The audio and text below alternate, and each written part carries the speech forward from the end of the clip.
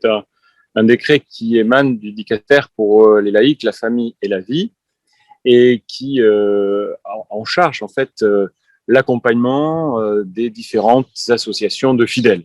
Une association de fidèles, c'est tout simplement une association de baptisés. Voilà. Ça veut dire que c'est parfois des laïcs, mais ça peut être aussi des prêtres et des laïcs et des personnes consacrées. Parce que les fidèles, ce sont tous les états de vie. Les fidèles du Christ, c'est l'ensemble des baptisés. Voilà, c'est tout le peuple de Dieu au fond. Ce qui est manifesté dans ce décret, c'est le fait que tout responsable d'une communauté ne doit pas avoir des mandats qui excèdent 2 fois 5 ans. Le pape François, depuis le début de son pontificat, a eu le souci toujours de manifester l'importance de ne pas s'identifier à la mission qu'on reçoit de l'Église. Il est important de remettre son service, et on le voit à travers les difficultés que certaines communautés ont pu vivre ces dernières décennies, que bien sûr, voilà, il y avait parfois des abus de pouvoir, des excès d'autorité qui étaient liés aussi à la durée de certains des responsables. Les institutions n'ont de sens que si elles sont au service de l'Évangile. N'ont de sens que si elles sont là pour manifester le souffle et la puissance de l'esprit. Si elles sont au service d'elles-mêmes et si elles sont auto-centrées, eh bien finalement elles ne servent pas à grand-chose qu'à faire fonctionner leur structure, et souvent d'ailleurs on le voit bien. Ce sont des associations qui s'étiolent ou qui en fait qui ne sont pas ouvertes assez à la nouveauté, qui ne se renouvellent pas dans leur manière de faire, qui ne sont pas assez attentives à celui qui est nouveau, à l'étranger, aux pauvres, etc. Je pense qu'il y a une vertu très très importante à ce renouvellement. Aujourd'hui, avec le recul, avec plusieurs décennies de recul, on voit très bien quelles sont les immenses richesses de ces associations, mais aussi on voit aussi leurs limites. Et particulièrement, la question de l'exercice du pouvoir est un sujet qu'il faut vraiment traiter, surtout dans le contexte que l'Église vit aujourd'hui. Vous savez, le pape dit il faut sortir du « on a toujours fait comme ça ». Eh bien, c'est la maturité, c'est ça. C'est sortir aussi de « on a toujours fait comme ça » et puis laisser la vie jaillir. Voilà. Quand on est parent, on le sait bien, c'est lorsqu'on fait jaillir la vie de ses enfants, qu'on les encourage, qu'on les bénit d'une certaine manière, et bien que la maturité vient. Et je pense que la vie dans l'esprit aussi, elle passe par cela. Et beaucoup de ces communautés qui se réclament justement précisément de la vie dans l'Esprit Saint, eh bien, il faut qu'elles puissent aussi laisser l'Esprit Saint agir par le renouvellement.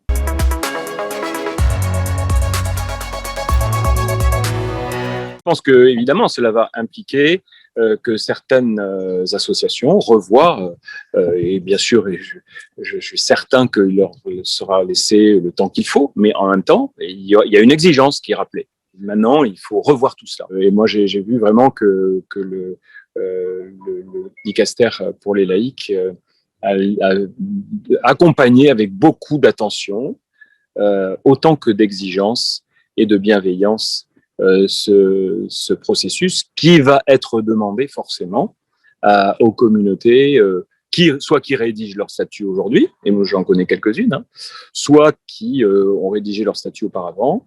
Mais des statuts, vous savez, c'est pas l'évangile, hein. Les statuts, c'est fait pour bouger. Donc, moi, je pense que le dicastère, avec beaucoup d'intelligence, invite à ce mouvement, à bouger, à se réformer, à se repenser sur certains aspects de l'exercice du pouvoir. Je vois à quel point le souci, c'est la croissance des communautés. C'est une bienveillance vis-à-vis de chacune de leurs qualités ou chacun de leurs charismes, plutôt qu'autre chose, quoi. Donc voilà, je pense que c'est à accueillir de cette façon-là, avec beaucoup de confiance et voilà, et encore une fois d'espérance pour l'avenir de l'Église et de ses associations de fidèles.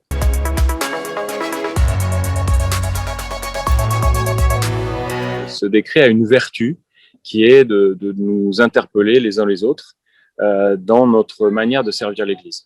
Encore une fois, est-ce que nous nous identifions à nos responsabilités ?